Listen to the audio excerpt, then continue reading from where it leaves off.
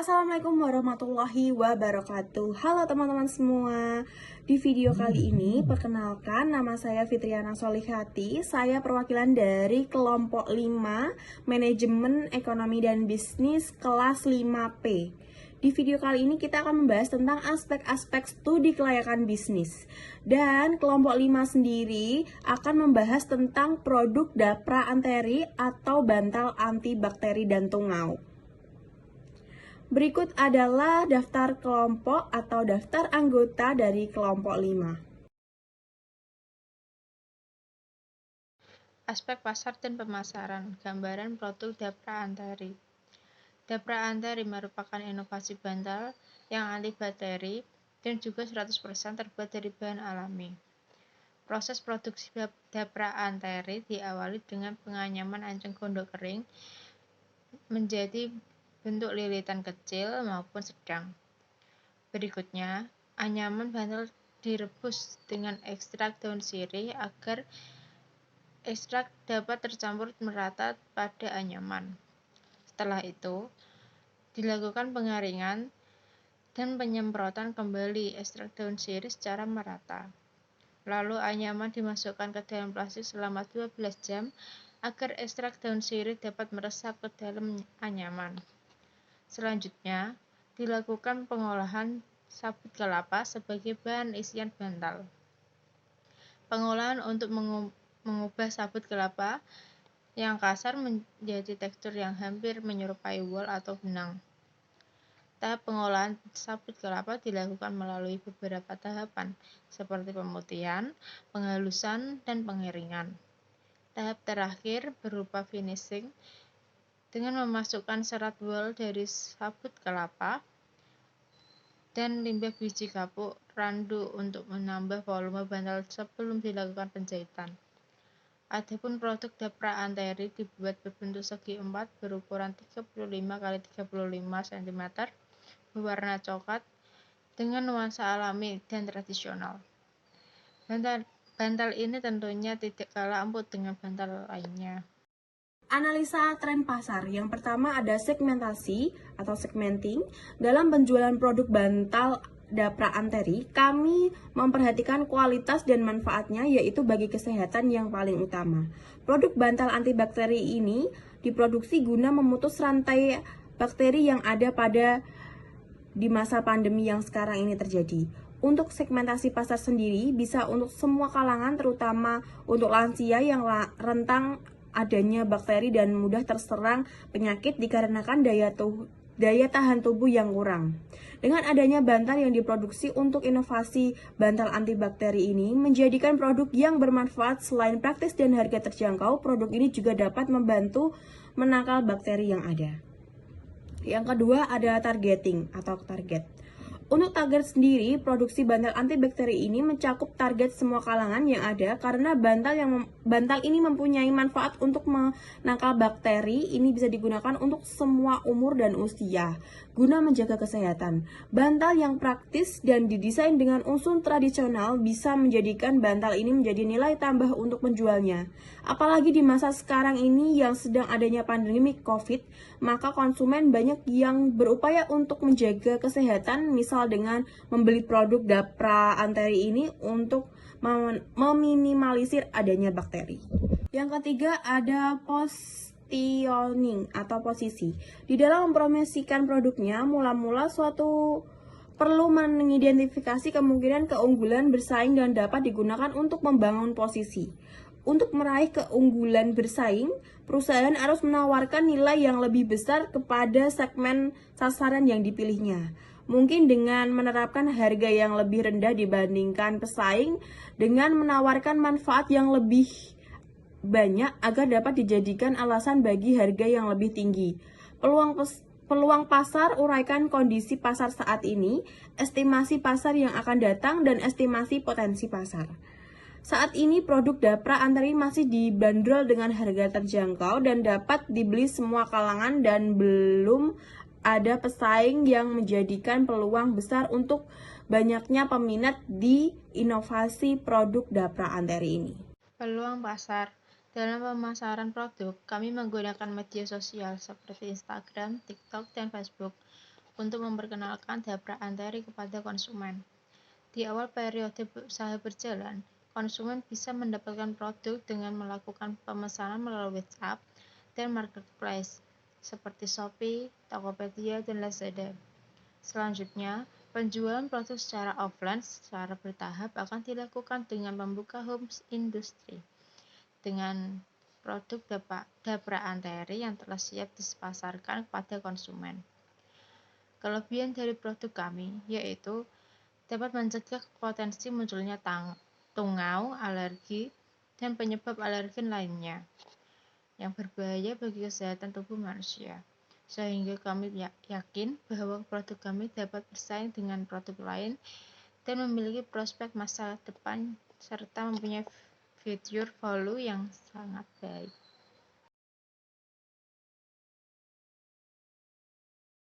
Latar belakang, kami mencoba membuat sebuah produk kategori household jenis bantal untuk dijual dan dipasarkan dengan nama produk Dapra Anteri.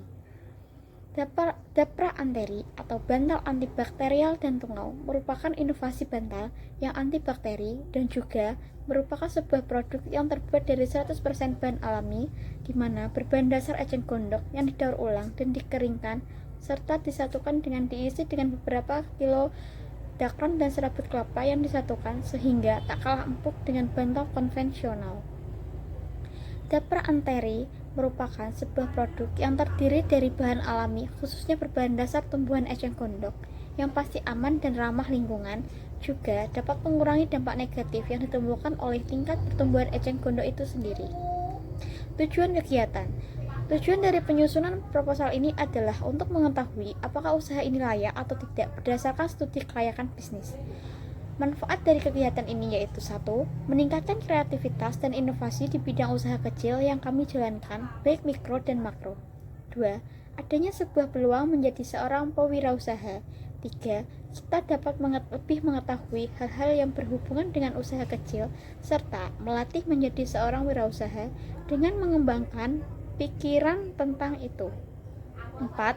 Diterima oleh masyarakat.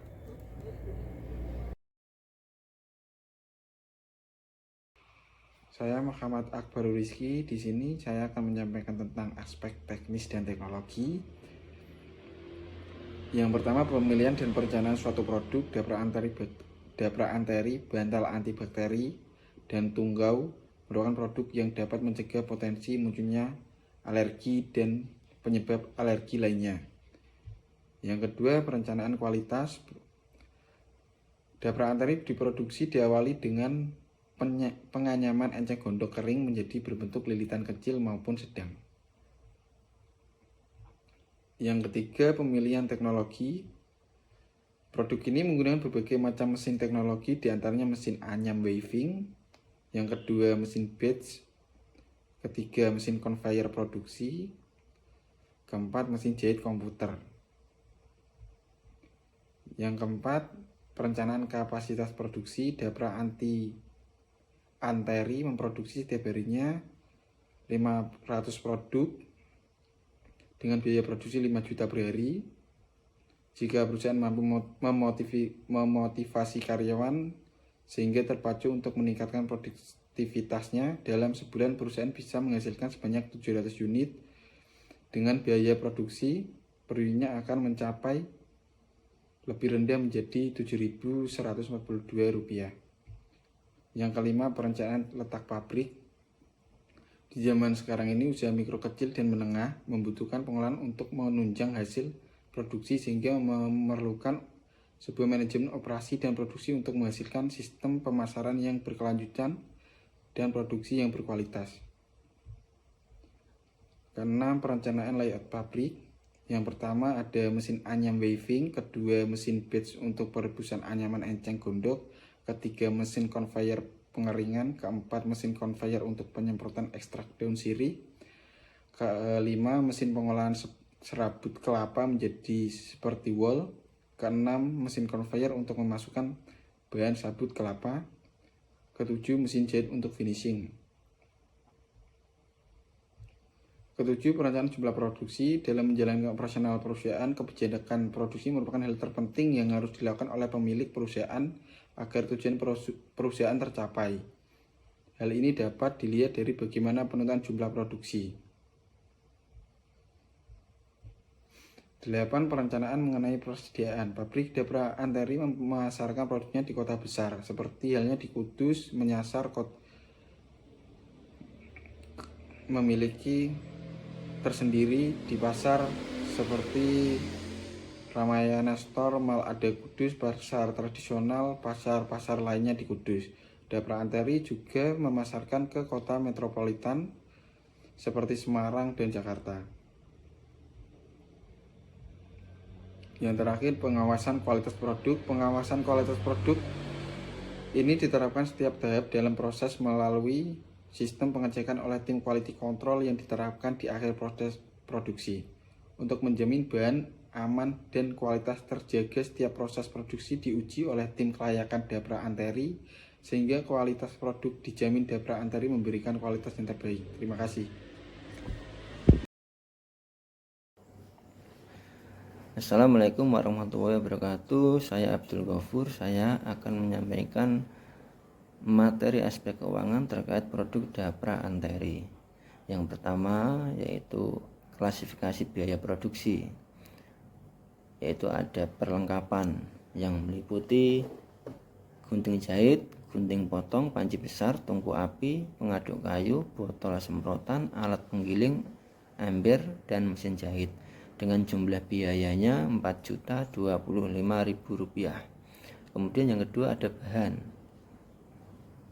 Yang pertama eceng gondok, air bersih, korek api, kayu bakar, plastik, daun sirih, dan benang jahit, dengan jumlah biayanya Rp380.000. Yang ketiga ada perjalanan, yaitu meliputi transport pembelian mesin, transport pembelian bahan, dengan jumlah biaya Rp300.000. Dan yang keempat lain-lain, meliputi biaya pemakaian listrik, jasa iklan TikTok, jasa iklan Facebook, iklan Instagram, dan marketplace, dengan jumlah biayanya Rp1.310.000. Kemudian untuk analisis perhitungan ekonomi berproduksi, yaitu dengan jumlah biaya tetap Rp4.025.000, biaya variabel Rp1.990.000, untuk total biayanya Rp6.015.000, dengan jumlah produksi atau kapasitas produksi per bulan 80 unit. Untuk perhitungan harga pokok produksi, yaitu total biaya dibagi jumlah produksi, ketemu Rp70.000 per unit. Kemudian untuk perhitungan harga jual, estimasi harga jualnya Rp110.000. Estimasi laba harga jual dikurangi harga pokok produksi, yaitu Rp34.000.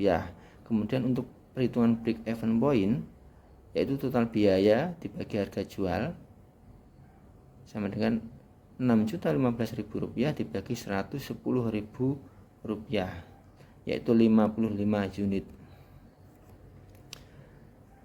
Kemudian untuk perhitungan rekapitulasi rencana anggaran biaya, yaitu perlengkapan yang diperlukan Rp4.025.000, bahan habis pakai Rp380.000, transportasi dan lain-lain Rp1.310.000, dengan total anggaran yaitu Rp6.015.000. Terima kasih.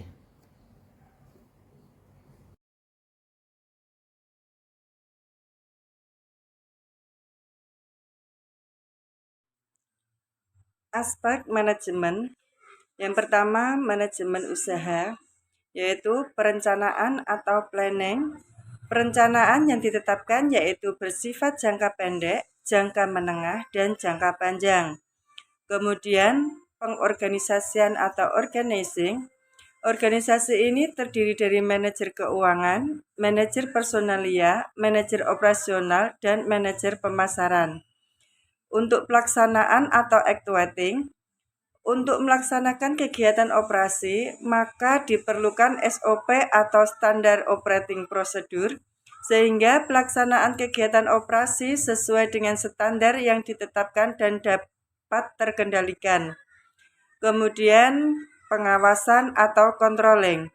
Pengawasan yang dilakukan pada setiap kegiatan operasi bisnis yaitu dengan menerapkan quality test pada tiap stasiun operasi sehingga kualitas produk yang diinginkan tetap sesuai dengan standar perusahaan. Selanjutnya, untuk struktur organisasi. Agar pembagian aktivitas kerja, hubungan fungsi dan aktivitas, serta tingkat spesialisasi aktivitas antar departemen terlihat jelas, maka perlu disusun atau dibuat struktur organisasi. Di sini untuk struktur organisasi sudah kita jelaskan, kita gambarkan, yaitu dari pemilik, kemudian ada manajer keuangan, manajer personalia, manajer operasional, dan manajer pemasaran, serta ada karyawannya.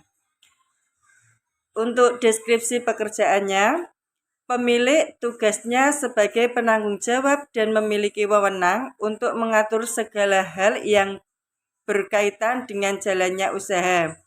Kemudian, manajer keuangan tugasnya untuk mengatur segala aktivitas yang berkaitan dengan keuangan, termasuk pelaporan keuangan dan juga dapat mengatur masalah perpajakan. Manajer personalia tugasnya mengatur sumber daya manusia, perekrutan karyawan, dan mengendalikan hubungan antara semua lini agar perusahaan berjalan dengan baik. Selanjutnya, untuk manajer operasional tugasnya mengatur segala aktivitas operasional perusahaan dan juga membawai secara langsung staf atau karyawan yang berperan dalam proses operasional harian. Sedangkan untuk manajer pemasaran, Oke, saya akan menjelaskan mengenai aspek yuridis yang ada di UMKM kami mengenai Dapra Anteri, yaitu bantal antibakteri dan tungau. Di era modern yang serba impor ini, banyak sekali orang-orang yang meninggalkan hasil alam kita dan menggantinya dengan produk-produk yang berbahan dasar kimia dan mengesampingkan hasil alam, di mana seharusnya hasil alam melimpah ini dapat kita jaga dan kita manfaatkan dan kita olah agar menjadikan barang yang siap kita gunakan dan meminimalisir bahan kimiawi. Karena produk yang memanfaatkan hasil alam yakni enceng gondok dan sabut kelapa sebagai dasar bahannya merupakan inovasi terbaru yang kita ciptakan, yang kita berikan untuk pengembangan UMKM yang ada di era sekarang ini.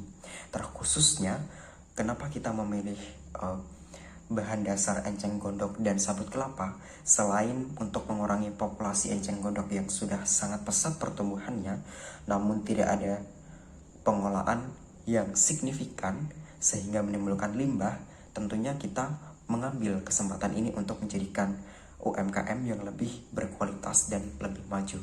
Dan tentunya kita memanfaatkan bahan alam kita, di mana kita meminimalisir bahan kimiawi dan memanfaatkan bahan dasar menggunakan bahan alam yang kita punya.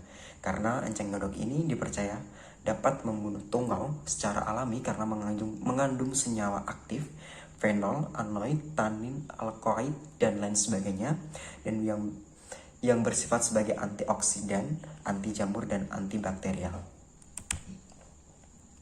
Oke, selain itu bentuk badan usaha yang kami dirikan merupakan badan usaha kami adalah badan usaha rumahan atau homemade, di mana kita masih menggunakan cara yang manual dan tradisional. Dan dokumen legalitas yang kita perlukan dalam mendirikan suatu perusahaan umumnya adalah ada SIO, surat izin usaha perdagangan, baik mikro maupun makro, usahanya kita harus tetap memilikinya. SITU atau surat izin tempat usaha, meski kita usaha rumahan juga harus memiliki izin setempat, entah dari RT sampai kabupaten. Setelah itu ada SKDP atau surat keterangan domisili perusahaan. Selain itu ada AMDAL, di mana kita menganalisis mengenai dampak lingkungan, apakah usaha yang kita dirikan ini akan menimbulkan dampak negatif bagi lingkungan atau dampak positif. Selain itu, semisal usaha yang kita dirikan ini menimbulkan dampak negatif, langkah apa yang seharusnya kita ambil untuk menanggulangi dampak negatif tersebut. Namun di dikatakan dan dituliskan di dalam Undang-Undang Pasal 6 ayat 1 huruf B, ditegaskan bahwa usaha atau UMKM yang khususnya mikro yang memiliki karyawan tidak lebih dari 10 orang atau memiliki karyawan hanya 3 orang itu tidak diwajibkan untuk mendaftarkan pajak atau wajib pajak atau wajib lapor mengenai SIUP, SITU, dan SKDP ataupun AMDAL. Namun sebagai pengusaha yang baik dan merintis usaha walaupun kita memang UMKM, kita tentunya harus tetap memperhatikan beberapa aspek yang sudah disebutkan di atas dengan dokumen legalitas, baik itu SIUP, SITU, SKDP, dan AMDAL, yang dimana kita harus juga memperhatikan sistem lingkungan kita, apakah dengan usaha kita, lingkungan kita ini akan tercemar atau tidak, seperti itu. Terima kasih, selanjutnya akan dilanjutkan dengan penjelasan aspek selanjutnya.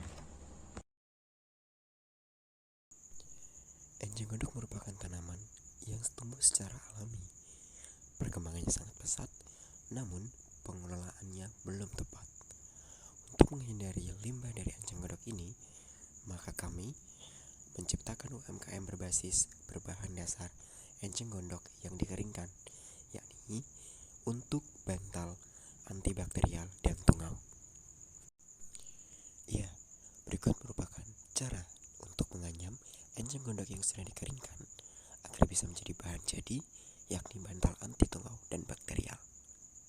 Kita simak videonya lebih lanjut. Dengan menyusun enceng gondok yang sudah kering satu persatu merupakan dasar untuk kita membuat lapisan luar dari bantal antibakteri. Secara perlahan kita menganyam dan penuh dengan kehati-hatian agar nantinya produk yang kita hasilkan sesuai dengan apa yang kita harapkan. Penggunaan sabut kelapa untuk isian dari bantal antibakteri dan tungau ini dipilih untuk memanfaatkan limbah sabut kelapa yang kini kian membanyak, namun pengelolaannya juga sangat terbatas. Selain sabut kelapa, kita juga menggunakan bahan yang bernama dakron, di mana bahan ini sering digunakan untuk pengisian bantal-bantal konvensional lainnya. Untuk itu, untuk menjaga kelestarian alam dan tidak meninggalkan perkembangan zaman, maka kami menginovasikan pengisiannya adalah dengan cara penggabungan antara sabut kelapa dengan dakron yang ada. Berikut merupakan gambaran secara umum produk yang kami jual di UMKM kami yang bernama Dapra Anteri.